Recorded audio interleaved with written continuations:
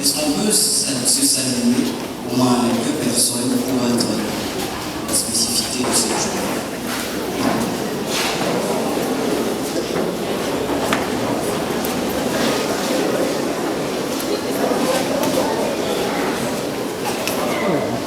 Amen. Alors, le thème d'aujourd'hui s'intitule l'obéissance d'Abraham, tiré de trois références qui nous montrent comment obéir et nous permet de comprendre c'est quoi l'obéissance qu'Abraham a pu avoir avec Dieu. Alors, c'est tiré de trois références, comme je l'ai dit. Nous allons pouvoir le lire. Voici la première référence. C'est Genèse 12, 1 à 3. La deuxième référence, Genèse 21, 1 à 3. Et la troisième, Genèse 22, 1 à 3. Je vous prie de vous lever pour lire.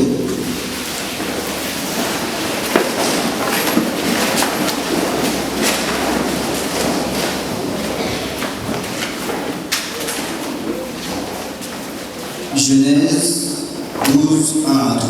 Je lis au nom du Seigneur. L'Éternel dit à Abraham, va-t'en de ton pays, de ta patrie et de la maison de ton père, dans le pays que je te montrerai. Je ferai de toi une grande nation, et je serai une source de bénédiction. Je bénirai ceux qui les béniront, et je maudirai ceux qui les maudiront. Et toutes les familles de la terre seront bénies en toi. Amen. Nous passons au deuxième verset.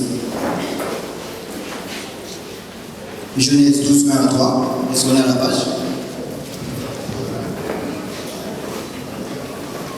Genèse 21 plutôt, 1 à 3. Je lis au nom du Seigneur. L'Éternel se souvient de ce qu'il avait dit à Sarah. Et l'Éternel accomplit pour Sarah ce qu'il avait promis. Sarah devient enceinte et elle enfanta un fils à Abraham dans sa vieillesse, au temps fixé dont Dieu lui avait parlé. Abraham donna le nom d'Isaac au fils qui lui était né, que Sarah lui avait enfanté. Amen. Passons au troisième et le tout dernier. Genèse 22, 1 à 3. Après ces choses, Dieu mit Abraham à l'épreuve et lui dit, Abraham, et il répondit, me voici. Dieu dit, prends ton fils, ton unique, celui que tu aimes, Isaac, va-t'en au pays de Moriah, et là offre-le en holocauste sur l'une des montagnes que je te montrerai, que je te dirai. Amen. Je vous prie de vous mettre.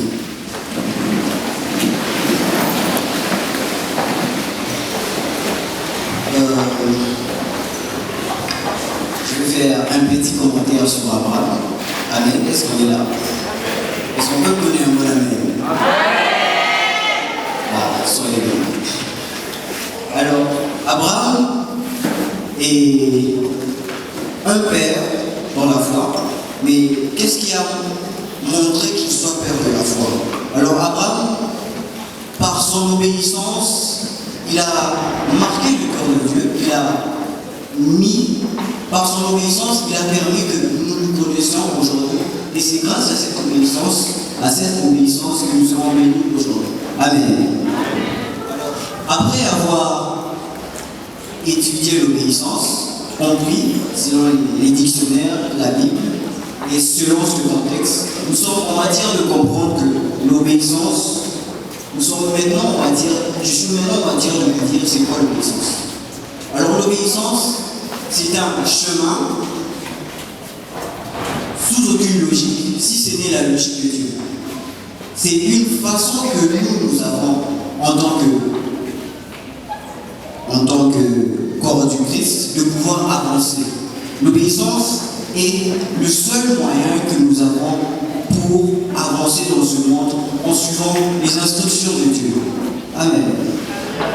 Alors le premier aspect que nous avons placé, qui est dans Genèse 12, 1 à 3, s'appelle la paix d'Abraham. Alors, dans l'appel d'Abraham, ce qui est vraiment intéressant, c'est que Abraham, quand Dieu lui dit de prendre, plutôt de sortir de son pays, de sa patrie, Abraham le fait. Alors, nous devons comprendre ceci. Abraham, quand Dieu lui demande de quitter son pays, sa patrie, sa maison, c'est d'une certaine illogique. Le fait de quitter la maison là où il était, où certainement il avait l'héritage, une promesse, on aurait sûrement promis quelque chose, et sûrement quelque chose d'illogique. Mais Abraham ne s'est pas mis sous cette logique. Et il est sorti comme Dieu lui a demandé de faire. Il est sorti de la façon dont Dieu lui avait dit de le faire. Abraham ne s'est pas limité à faire un peu, ni de faire de A à B, il le fait de A à Z. Comme on le dit, il est sorti avec ce qu'il avait et il est parti. Abraham fait ce que Dieu lui dit de faire en obéissant avec exactitude. Alors Abraham, dans aucun verset ici, on nous montre que Abraham a douté de qui il avait parlé. On nous montre dans aucun verset que Abraham ait mis une condition au fait que Dieu lui donne une instruction et il se pose sûrement se poser la question je pars là-bas et tu me promettras un pays ensuite. Qu'est-ce qui va se passer? Non, Abraham ne fait pas ça. Abraham fait ce qui était dit et correctement. J'aimerais qu'on comprenne ceci, que quand on obéit, les choses sont simples. Ce n'est qu'en refusant d'obéir qu'on complique la chose que Dieu nous fait comprendre. En fait, Abraham ayant quitté là où il était, sa maison, c'était comme un avant-plan du cours. Et le fait qu'il ait quitté de là où il était, il s'est mis dans le plan que Dieu lui avait promis. Amen. Alors, cette intitulation-là du plan de Dieu est merveilleuse et ça ne fait que partie de l'obéissance. Ce n'est qu'en étant obéissant à ce que Dieu a pu lui dire, qu'il a pu sortir, aller et faire ce qu'il a fait. En fait, quand tu obéis, je vais te dire, tu es pris en charge par Dieu. Le fait que tu aies quitté cet endroit-là, tu te mets dans le plan de cours, pas le plan, dans ton plan de ta vie, tu es dans la prise en charge. C'est comme à l'école, on fait des choses, on appelle un peu l'autre. Et il y a des gens qui toujours sont pris en charge. Il y a des gens qui chassent. Il y a toujours des prises en charge. Ils sont là, on les voit, on les passe. Alors, ce n'est qu'en étant pris en charge par Dieu que tu verras les miracles. Amen. Alors, en étant obéissant, et le fait qu'Abraham ait pu obéir de cette façon, ça a donné à Abraham une certaine adresse du fait qu'il est obéi. Alors j'aimerais dire à quelqu'un aujourd'hui, quand tu obéis, tu deviens une adresse de l'obéissance. Quand tu obéis, tu deviens quelqu'un qui obéit et on oublie même ton nom. Quand tu obéis, tu deviens ce que Dieu veut pour toi et tu es dans son plan. Amen, c'est quand même quelque chose. Alors nous allons écouter un peu le voisin pour que personne n'autre nous se distrait. T'apportes celui du vent, t'apportes celui de la beauté, ça donne au moins un peu de joie. Nous voilà dans le deuxième point qui s'intitule la vieillesse d'Abraham. Alors dans la vieillesse d'Abraham, il y a eu un point très capital qui est marquant. Ce qui était impossible a pu devenir possible. Dieu a permis que Sarah, qui était stérile, comme le dit Genèse 11, 30, on n'a pas lu ces versets évidemment. Celui qui veut faire une lecture peut noter ça, ça va le faire. Alors, comme Dieu lui avait dit, il y a une impossibilité qui est devenue possible. Alors, il y avait une promesse que Dieu avait faite à avant qu'il ne vieillisse. Quelle est cette promesse? Cette promesse était le fait que Abraham allait devenir père de multitudes. Mais en avançant, Abraham obéissait, mais vu il a vu que certainement il n'aura pas d'enfant, il était déjà dans la vieillesse. Il s'est décidé de trouver une solution au problème, ou plutôt au fait qu'il n'est pas encore la multitude. Alors j'aimerais dire à quelqu'un ici de ne pas trouver sa solution soi-même. Alors le fait qu'il ait trouvé cette solution par lui-même, cette solution qui était un fait que lui et Sarah sont allés vers la servante et ont demandé, et plutôt en fait qu'il ait un enfant par rapport à Agar qui était sa servante, qui n'était pas l'enfant dont Dieu avait promis. Alors le fait qu'il ait fait ceci, quand nous avançons encore un peu, on comprend ceci. Ismaël ayant au moins grandi, et Dieu, pendant ce temps, se révèle encore à Abraham et lui dit ceci: Abraham, certainement, je te donnerai un enfant, qui est encore quelque chose de compliqué. Tu as déjà un enfant et il te dit, je te donnerai un enfant par Sarah. Ah mais ça c'était compliqué. Je crois que là, il s'est mis, c'était sûrement un truc compliqué à comprendre. Tu as déjà eu un enfant, ensuite on te promet encore un autre enfant. Imagine. Alors, le fait qu'il ait mis sa solution à lui a compliqué certaines choses dans sa vieillesse. Alors, quand Isaac est venu par rapport à la promesse que Dieu avait faite à Sarah, il y a eu quelque chose qui s'est passé. Au moment où Isaac grandit, il y a quelque chose qui se passe. C'est que la solution humaine veut bouleverser ou un peu traumatiser Isaac. Alors qu'est-ce qui se passe? Dieu ne permettra pas que sa solution soit avec la solution d'Abraham. Et il dit à Abraham de pouvoir chasser Ismaël, qui était la solution humaine d'Abraham. Alors qu'est-ce que nous faut comprendre par là? Que Dieu n'adhère notre possible que si c'est lui qui nous le donne.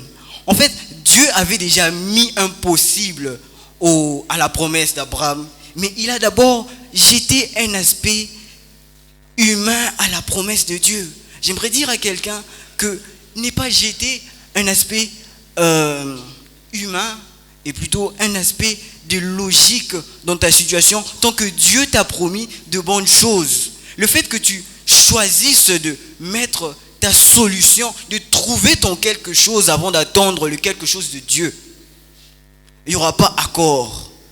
Amen. Dieu a fait comprendre cela à Abraham. Dieu ayant fait que Sarah, qui était stérile, il a fait quelque chose d'impossible à l'homme. Il a donné le possible qui était un enfant qui venait de la stérile. Donc Dieu ne permettra pas que tu mettes ton possible et une impossibilité à Dieu. Dieu impose son possible dans notre vie ici. Dieu impose ce qu'il veut pour toi. Alors, j'aimerais qu'on comprenne ceci. Quand on se décide de trouver une solution humaine à nos problèmes, ça nous crée une certaine mauvaise cohabitation. Tu comprends que tu es là, ça fait des années, tu as trouvé ta solution. Un exemple, tu as trouvé ta solution à un boulot. Dieu t'a dit qu'il t'offrira un boulot. Tu as trouvé ta solution. Ensuite, tu marches. Dieu te dit, je veux te donner un boulot. Alors, on arrive à comprendre que le fait qu'on ait trouvé la solution nous-mêmes n'est pas un fait de Dieu, mais un fait humain.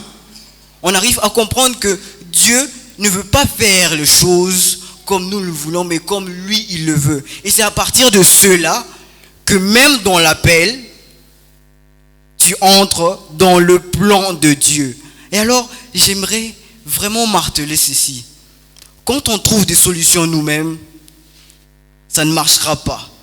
Quand on trouve des choses nous-mêmes, quand tu trouves un résultat par toi-même, par un exemple encore, une triche, on peut marteler ça de cette façon. Une triche à la promesse de Dieu. Dieu ne permettra pas que ça vive avec ce qu'il est promis sur toi. Dieu ne permettra pas que ce qu'il promet cohabite avec du n'importe quoi que tu as pu créer. Alors j'aimerais dire à quelqu'un ici aujourd'hui que Dieu veut mettre son plan sur quelqu'un. Amen. Il est facile de dire que c'est se mettre dans le plan de Dieu, c'est facile. Non, c'est très facile. On se met là, on attend le plan de Dieu. Non, la vie a des difficultés, mais oui. Mais ce qui se passe dans la Bible a été écrit. Et malgré ces difficultés de la vie, Abraham est devenu père des multitudes. Alors le fait qu'il ait accepté de chasser Ismaël pour faire le possible de Dieu et changer sa vie. Le fait que tu changes, que tu enlèves ton possible et que tu adhères au possible de Dieu, change quelque chose chez toi. Le fait que tu adhères au changement que Dieu fait chez toi, ça change toute ta vie et tu entres dans le plan de Dieu qui est merveilleux dans l'obéissance. Amen. C'est quand même quelque chose, obéir. Alors, on comprend ceci dans ce point, que Dieu veut adhérer. Ce que nous appelons impossible, il veut adhérer ça en tant que possible ici. Dieu veut adhérer son possible chez toi. Toi qui te disais qu'il y aura certainement quelque chose qui sera impossible à la fin de cette année, Dieu te dit ceci, ça sera possible. Dieu ne permettra pas que tu fasses du n'importe quoi comme tout le monde. Non, tant que tu es appelé, tu verras certainement des petites difficultés. Mais je vais te dire quelque chose. Dieu t'a promis une réussite. Dieu t'a promis une promotion.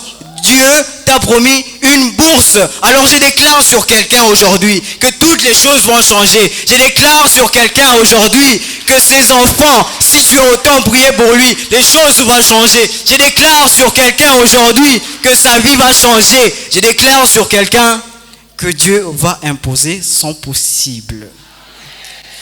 Ah mais c'est quelque chose quand Dieu instaure son possible. Mais Dieu fait ça pour notre bien. Mais l'homme, notre façon de voir les choses comme les logiques déroulage des Lupin nous empêche souvent d'avoir ce que nous avons correctement. Alors ce point est en train d'interpeller quelqu'un de ne pas perdre la foi s'il a essayé de faire quelque chose dans son possible et d'attendre l'impossible qui viendra, que Dieu nous donnera. Amen. Alors il est important de comprendre dans ce point que la logique, elle vient de Dieu elle-même. La logique n'est pas imposée par nous hommes, mais dès que nous choisissons d'être corps du Christ, nous sommes appelés à la logique de Dieu elle-même. Dès que nous sommes appelés à être dans le corps de Christ, la logique de Dieu s'impose à nous. J'aimerais dire à quelqu'un ici, la logique s'est imposée à toi. Dis-le un peu à ton voisin pour qu'il comprenne que la logique est en tout cas à toi. Et maintenant, vu que la logique de Dieu est en toi, jette-lui un petit regard pour qu'il comprenne que la logique, elle est à toi maintenant. Hein? La logique que Dieu va passer chez toi, elle est à toi. Tu le regardes, tu jettes un petit regard là. Ça change quelque chose. Alors, nous passons au troisième point, qui est l'épreuve ultime que Dieu donnera à Abraham, qui vient du verset ci-après. Ce verset qui est Genèse 22, le dernier. Alors, je me permets de le lire. Après ces choses, Dieu mit Abraham à l'épreuve et lui dit, Abraham, et il répondit, me voici. Dieu dit, prends ton fils, ton unique, celui que tu aimes, Isaac, va-t'en va-t'en au pays de Morija, et là, offre-le en holocauste sur l'une des montagnes que je te dirai. Alors, Dieu nous met certaines épreuves pour nous faire comprendre certaines choses dans notre vie qui est capitale. Amen. Cette chose capitale fera de nous une adresse dans l'obéissance, fera de nous une référence dans ce qu'on pourra faire en obéissant. Cette référence même est quelque chose qui est la logique de Dieu en soi. Amen. Alors, Abraham, Dieu lui met une épreuve. Et Abraham, on lui met une épreuve totalement impossible. Le fils qu'il a attendu, Dieu lui demande d'aller l'offrir en holocauste. Mais la réaction d'Abraham est une réaction très importante. Cette réaction martèle même comment obéir en tant que corps du Christ dans tout ce que nous vivons. Cette réaction nous montre comment agir avec tact dans l'obéissance. Cette réaction nous montre comment nous devons faire pour obéir. Quand Dieu lui dit de faire l'impossible, il dit, c'est possible, Seigneur. Alors j'aimerais faire comprendre ici quelque chose. Quand Dieu te met une épreuve impossible et que tu dis que c'est possible, Dieu met sa logique de choses dans cette réponse. Amen. Alors, Abraham, ayant avancé à l'aveugle, obéi à l'aveugle, sans penser que sûrement son fils qu'il a autant attendu allait se faire sacrifier, non, il ne l'a pas fait. Abraham a décidé, et plutôt a obéi au fait que Dieu lui a donné une instruction et avance. Alors, obéir à l'aveugle t'offre des choses dont tu n'imagines pas. Obéir à l'aveugle a permis à Abraham, à un moment donné, à adhérer à une zone de confort. Il pouvait prédire qu'est-ce qui allait se passer en avance. Il pouvait prédire qu'est-ce qui allait se passer en avance, mais il ne savait pas. Alors, je reviens sur ce point. Alors, quand il part, il prend 2 serviteurs avec lui, il se décide d'aller à la montagne. Avant de monter vers la montagne, il est avec 2 serviteurs. Il lâche les serviteurs et il dit ceci. Je monte avec le jeune homme, nous irons pour l'adorer et nous reviendrons auprès de vous. Je me suis posé une question. Cet homme-là ne savait pas qu'il allait sacrifier son fils. Est-ce que cet homme-là se disait, je veux sacrifier mon fils et je reviendrai auprès des serviteurs? Sacré dilemme. Alors, cet homme-là fait l'impossible et Dieu a adhéré ça. Alors, c'est devenu quelque chose de bon. Alors, quand il est parti avec son fils, j'aimerais te dire, quand tu obéis à l'aveugle, tu adhères au prophétique. Son fils lui pose une question. Papa, où est l'agneau que nous allons offrir là-haut? Abraham, continuant à obéir à l'aveugle, il dit ceci. Mon fils, Dieu pourvoira. Alors que il sait clairement que Dieu lui demande d'offrir son fils en holocauste, d'offrir son fils à Dieu. Alors, le fait qu'il ait accepté cela, il ait accepté la réalité de fait que la logique de Dieu lui a imposée. Quand tu acceptes la logique de Dieu, quelque chose va se passer. Tu ne vas pas tuer ton Isaac. Quand tu acceptes la logique des choses, c'est là que tu peux tuer ton Isaac sans le savoir. Amen. Alors, quand Abraham monte avec Isaac, il place Isaac là et il prend le couteau. Quand il veut poignarder son fils pour l'offrir à Dieu, Dieu fait quelque chose. Vu qu'il avait accepté ce fait-là à l'aveugle, ça changeait tout. Ça changeait le fait des choses. Ça a changé le fait qu'il est monté avec son fils et qu'il allait revenir avec son fils comme il l'avait dit au prophétique. Ça a changé le fait que Dieu lui a mis sa logique et a aussi aimé. Et c'est à partir de cette épreuve qu'il a fait comprendre à Abraham qu'il adhère vraiment à ce qu'il allait faire et qu'il allait rendre père des multitudes à Abraham. Alors, Dieu nous met des épreuves impossibles. Impossibles à l'homme. Dieu nous met des épreuves impossibles pour nous faire adhérer son possible, j'aimerais dire. Dieu nous met des choses que tu t'es dit vraiment, c'est pas possible, Seigneur. Tu as permis que j'aie ce que tu m'as donné. Et je dois arrêter. Et je dois laisser ce que tu m'as donné pour aller le sacrifier.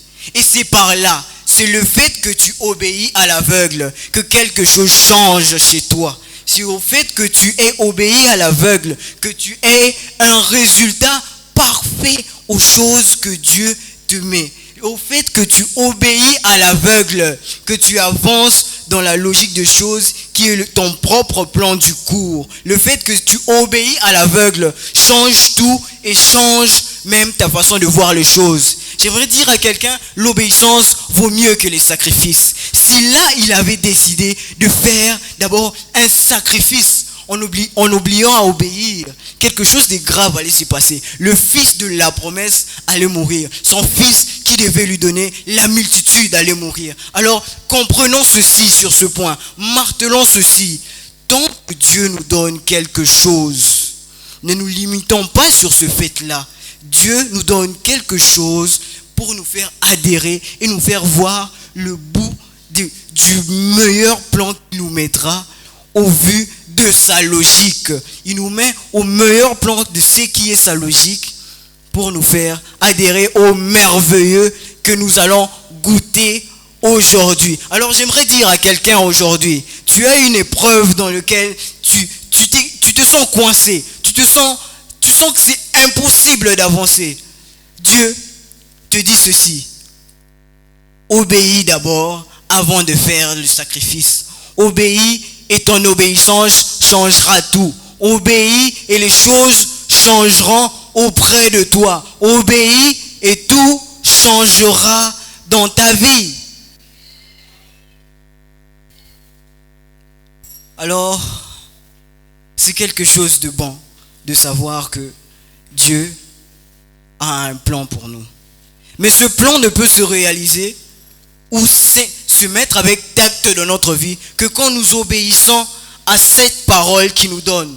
Ce plan ne peut qu'être mis dans notre vie quand nous oublions tout et nous passons simplement à l'obéissance. Cette obéissance-là que tu mets maintenant t'offrira de très grandes choses à l'avenir. Cette obéissance-là que tu mets devant, avant de penser à ta certaine logique, Dieu imposera dans cette obéissance sa logique de choses. Dans la logique de Dieu, il y a des très bonnes choses pour nous. Alors le fait que Dieu nous demande de faire une épreuve impossible que nous appelons homme, c'est le fait que quelque chose de possible qui est très beau viendra. Amen. Est-ce qu'on peut bouger encore son voisin et dire qu'il est possible que Dieu fasse quelque chose? Ah mais c'est bon. Alors, changeons de notre façon de faire dans l'obéissance. Parce que l'obéissance, ce n'est pas une obéissance par condition. Quand tu obéis, tu dois comprendre que tu obéis le Dieu vivant. Que tu obéis pas un Dieu qui dort. Pas un Dieu qui a somnolé. Il est là un peu, il attend. Tu obéis un Dieu vivant. Parce que ton obéissance n'est que facile quand tu te facilites la tâche et tu avances. Tu oublies tout. Tu te mets dans la logique. Amen. Alors changeons les choses, changeons notre façon de voir, changeons notre façon de faire et obéissons. Montrons comment l'obéissance de Dieu, Dieu nous montre que le fait que d'obéir avec le père Abraham qu'il a béni et qu'il continue de le bénir encore, vu que nous bénéficions de cette obéissance pour pouvoir avancer. Et quelque chose. Donc c'est une façon de faire qui, même après que tu sois parti,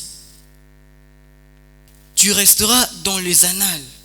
Même après que tu sois parti, on oubliera même sûrement ton nom. On va se dire, ce type-là qui portait des chemises un peu rouillées, il obéissait. C'est que sûr, je vais être comme lui. Ça va changer au moins quelque chose.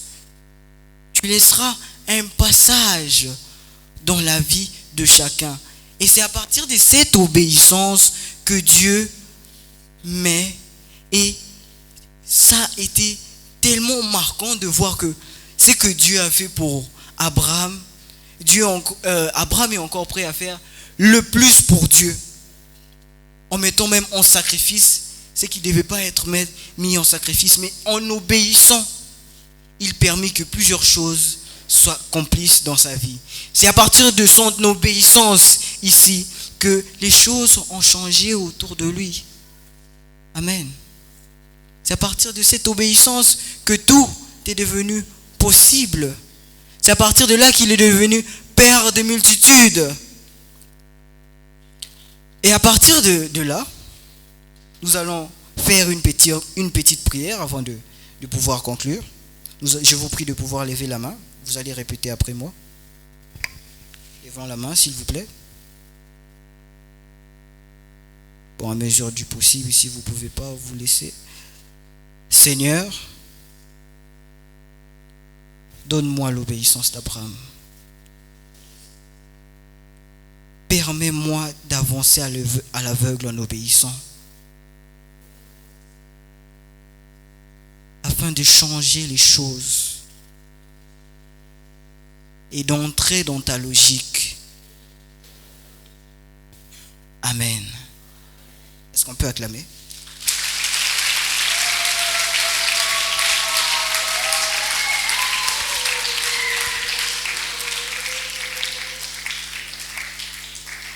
Eh bien, nous sommes déjà pratiquement à la fin du message.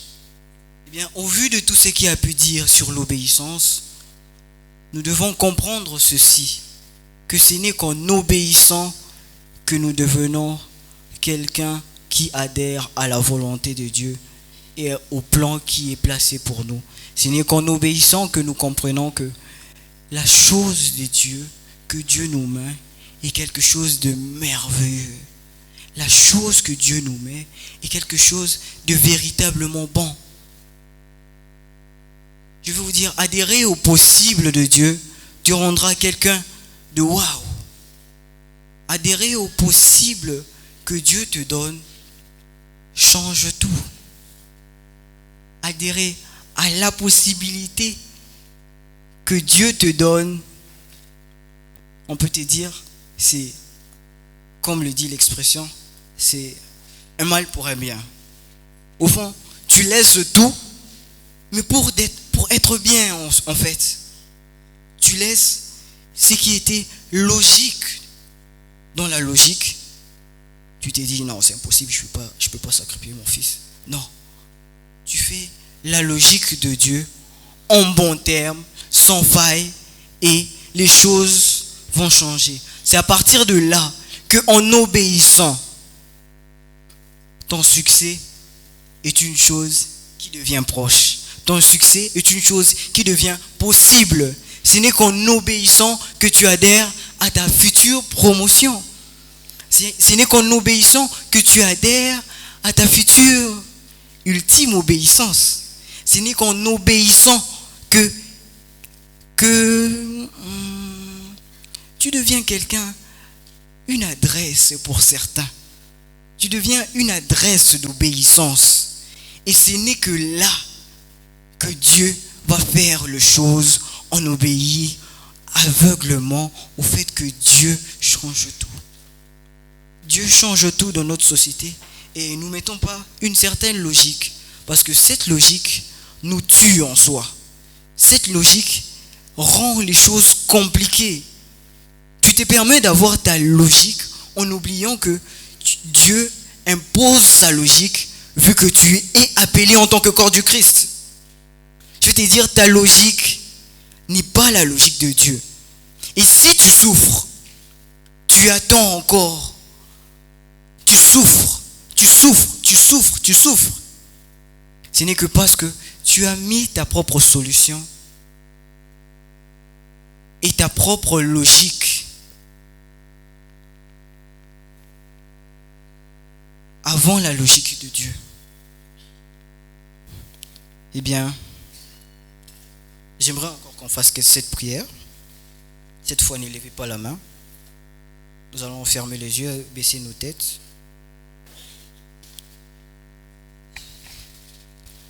Seigneur, je veux réussir. Je veux atteindre ma prochaine dimension d'obéissance.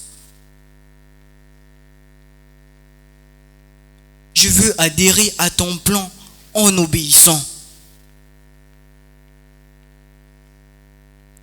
Pour avoir ta logique de choses. Amen.